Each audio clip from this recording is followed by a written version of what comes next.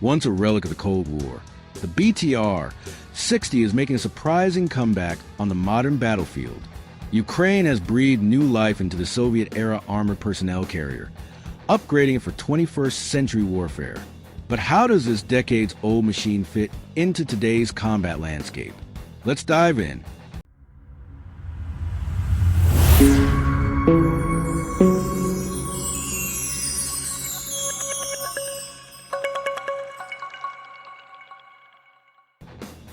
The 156th Mechanized Brigade of Ukraine has recently received overhauled BTR-60s, vehicles that originally rolled out in the 1960s. Thanks to extensive upgrades at Ukrainian facilities, these armored personnel carriers, APCs, now feature German-made Deutz diesel engines, replacing the old Soviet GZ-40P power plants. Unlike the prototype showcase in early 2024, these deployed units lack additional armor, but are now equipped with foldable anti-drone mesh structures, a clear response to modern battlefield threats. Interestingly, these vehicles originally belonged to Bulgaria's Ministry of Interior. In November 2023, Bulgaria approved their transfer to Ukraine, with Denmark funding the deal. However, political roadblocks and a presidential veto delayed their arrival. Now, after a long journey, they are finally in action.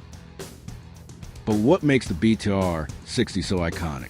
Designed in the late 1950s, it was the Soviet Union's answer to the need for a fast, armored troop transport, featuring an all-wheel drive system and amphibious capability.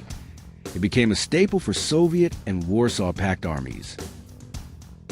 Over the years, the BTR-60 evolved. The early open-top models left soldiers exposed, leading to later versions with enclosed hulls. Armament also improved, with the BTR-60PB featuring a turret-mounted 14.5mm KPVD heavy machine gun and a 7.62mm PKD coaxial machine gun. One of its most unique features was its twin-engine setup, each powering one side of the vehicle. While this provided redundancy, it also made maintenance more complex. Modern upgrades, like Ukraine's Deutz diesel engines, resolved this issue, boosting efficiency and reliability. Mobility was always a strong suit of the BTR-60, with a top speed of 80 kilometers per hour, 50 miles per hour, on roads and 10 kilometers per hour, 6 miles per hour, in water. It could traverse tough terrain and even ford rivers. However, its armor was relatively light, offering protection only against small arms and shrapnel. From the Soviet-Afghan War to conflicts in Africa and the Middle East, the BTR-60 has seen decades of action. Even today, heavily modified versions continue to serve in various militaries worldwide. Ukraine's decision to modernize the BTR-60 proves that even an aging design can be adapted for modern warfare. With new engines, potential digital radios, and drone defense measures, these APCs are ready for frontline operations once again. Will these Cold War warriors make a difference on the battlefield? Only time will tell.